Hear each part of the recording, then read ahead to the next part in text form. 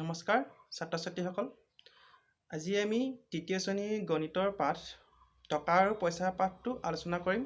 লগতে পাঠটোৰ থকা প্ৰশ্নসমূহ সমাধান কৰিবলৈ চেষ্টা কৰিম।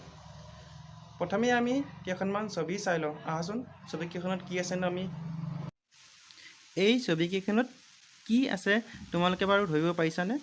হয়, ইয়াত কিছুমান টকা আৰু পইচাৰ মুদ্ৰা আছে। গোটা পইচাবোৰক আমি মুদ্ৰা বুলি কওঁ। এইখন তোমালোকে নিশ্চয় চিনিব পাৰিছা।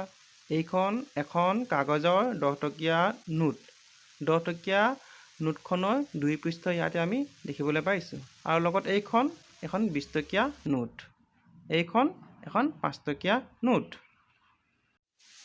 প্ৰথমেই আমি চাওঁ আহা টকা আৰু পইচাৰ মাজত কি সম্পৰ্কনো আছে। এইটো এটা 1 পইচাৰ মুদ্ৰা। এনেকুৱা পইচা 100টা লগালে এটকা হ'ব। অৰ্থাৎ এটকা সমান 100 পইচা। ইয়াতে এটা 1 পইচাৰ মুদ্ৰা আৰু এটা 2 পইচাৰ মুদ্ৰা যোগ কৰা হৈছে। যোগ কৰিলে হ'ব 3 পইচা। এইটো এটা 10 পইচাৰ মুদ্ৰা। তোমালোকে ক'ব পাৰিবানে এনেকুৱা কিমানটা মুদ্ৰা লগ লাগি এটকা হ'ব? হয়, 10 পইচাৰ মুদ্ৰা 10টা যোগ কৰিলে আমি এটকা পাম। অৰ্থাৎ 10টা মুদ্ৰা সমান এটকা। এইটো এটা 25 পইচাৰ মুদ্ৰা। এনেকুৱা কিমানটা মুদ্ৰা লগ লগালে এটকা হ'ব?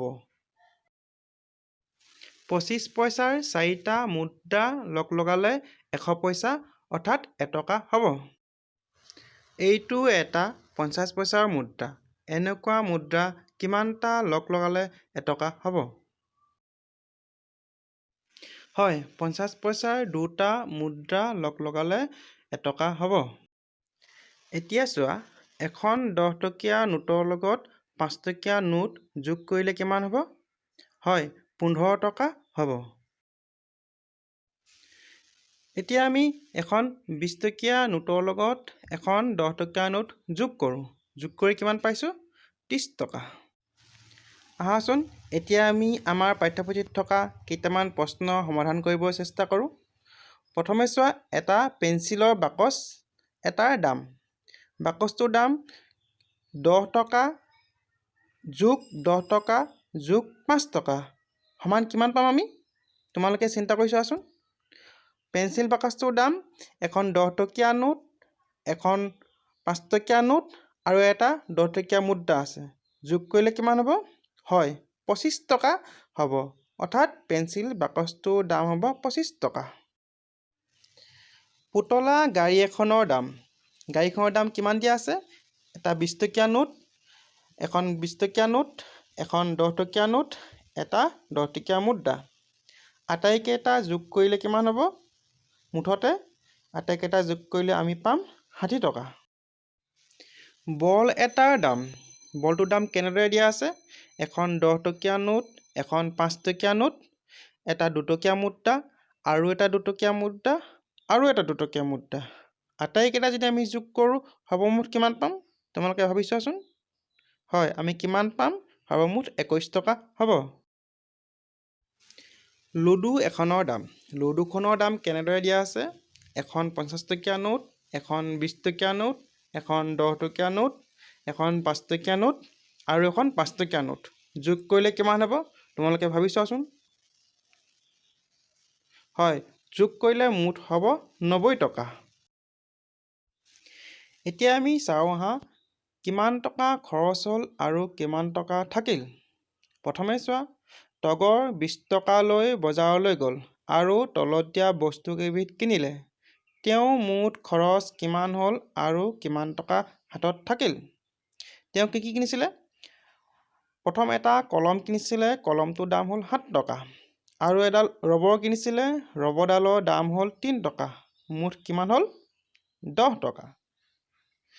তেওঁৰ হাতত মুঠতে কিমান টকা আছিল? 20 টকা। আৰু তেওঁ মুঠতে কিমান খৰচ কৰিলে? 10 টকা। এতিয়া 20 টকাৰ পৰা 10 টকা গ'লে থাকিল কিমান? 10 টকা। অৰ্থাৎ তেওঁৰ হাতত থাকিল 10 টকা। ৰমলা 50 টকা লৈ দোকানলৈ গ'ল। তাৰে 20 টকাৰ ৰঙীন পেঞ্চিল পেকেট এটা আৰু 20 টকাৰ আইচক্ৰীম কিনিলে। তেওঁ মুঠতে কিমান টকা খৰচ হ'ল আৰু কিমান টকা হাতত থাকিল? তেওঁ বস্তু কি কিনিলে? ৰঙীন পেঞ্চিলৰ পেকেট কিমান টকা? 20 টকা। আইচক্ৰীম এটা 20 টকা। মুঠ কিমান হ'ল? 40 টকা। তেওঁ হাতত আছিল মুঠ 50 টকা আৰু তেওঁ মুঠ খৰচ কৰিলে 40 টকা। গতিকে তেওঁৰ হাতত মুঠতে কিমান টকা থাকিল? তেওঁৰ হাতত 10 টকা থাকিল। নিজে কৰা। এই প্ৰশ্নটো তোমালোকে ঘৰত নিজে কৰিবলৈ চেষ্টা কৰিবা। নাহৰ 80 টকা লৈ বজাৰলৈ গৈছিল। তেওঁ 40 টকাৰ পিঁয়াজ আৰু 35 টকাৰ বিলাহী কিনিলে। তেওঁ মুঠতে কিমান টকা খৰচ হ'ল আৰু কিমান টকা হাতত থাকিল?